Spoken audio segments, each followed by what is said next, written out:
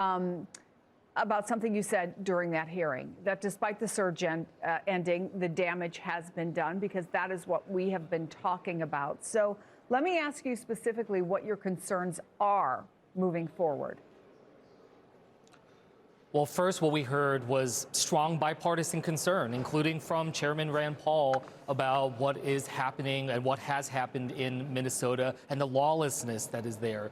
We heard from the Minnesota Attorney General. I asked him about the numbers, and he said over 3,000 federal agents were there. And when you put it into perspective, we have, that is almost twice, that is over twice the number of Minnesota State Police, Minneapolis Police, St. Paul Police combined. So, this was an occupation of an American state, of an American city. And going forward, that damage has been done, regardless of what Tom Homan announced today. When this administration, and I asked this directly to the ICE, head of ICE, they are still pushing forward without an actual independent investigation, without an independent investigation that is going into this and going to have what we need for accountability. Minnesota is not going to be able to move on. The American people are not going to be able to move on. Instead, we're just going to have what we've seen already, which is basically a cover-up about the killing of Renee Good and Alex Pretty. Do you see a path to holding any officers accountable for what happened there?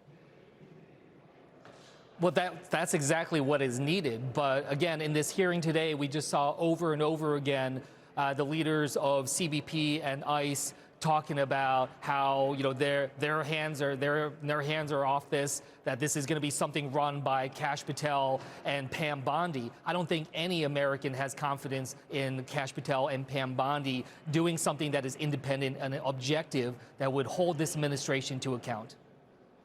I also want to ask you about the big DHS funding deadline that's approaching tomorrow. ICE and border security operations, of course, are at the heart of the fight. If there is a shutdown, it won't have as much of an impact on those agencies as it will maybe on the Coast Guard, FEMA, TSA. And a lot of people are questioning, how do you square that since ICE has so much money from what Donald Trump called the big, beautiful bill? Where do you see this going, Senator? Well, where it needs to go is to address the concerns of the American people. I've heard that. I did a town hall for my state, and I heard across the board, across the political spectrum, concerns about what ICE and CBP have been doing. And in this hearing, again, I asked the head of ICE directly, are you going to just move this surge to some other state, some other city? Will you promise never to use this surge tactic again? And he refused to. He is somebody that's saying that is still something that they will consider. So we need to demand an end to this. We need to demand accountability. And yes, we're trying to weigh the challenges that are there, but that's on this White House to be able to show that they are hearing the American people loud and clear. And if they are not, we cannot proceed with funding this type of lawlessness. And that is something, again, that I heard bipartisan concerns about the lawlessness of ICE. And that is something that needs to be stood up against. Let's also talk about the concerns about American people paying the price for standing up to this, because your state is launching an online portal for people to upload videos of ICE interactions. But a DHS spokesperson told Fox News that, quote, this looks like obstruction of justice and encourages violence against officers. Are you concerned of retaliation, including legal action against your constituents, if they simply record and upload videos?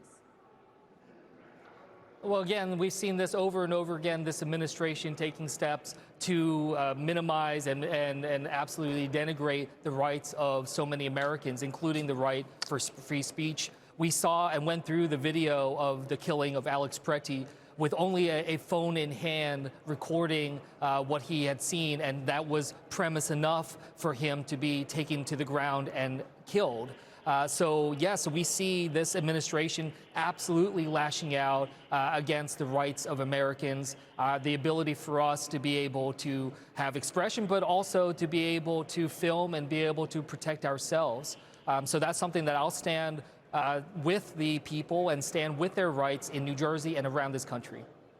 Senator Andy Kim, thank you.